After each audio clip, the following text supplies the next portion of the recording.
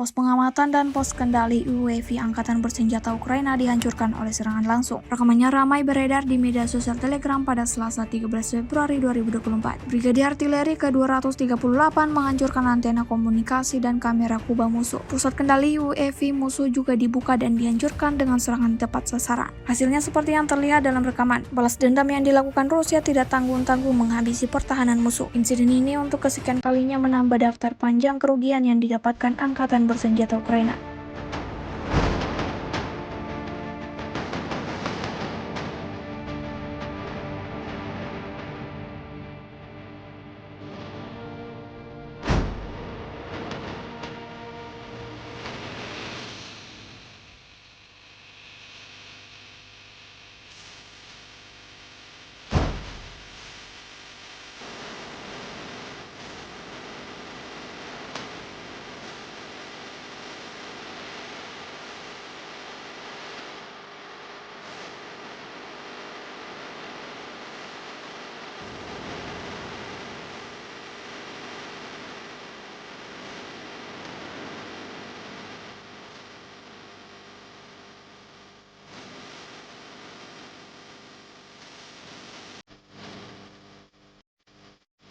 Download Tribun X sekarang, menghadirkan lokal menjadi Indonesia.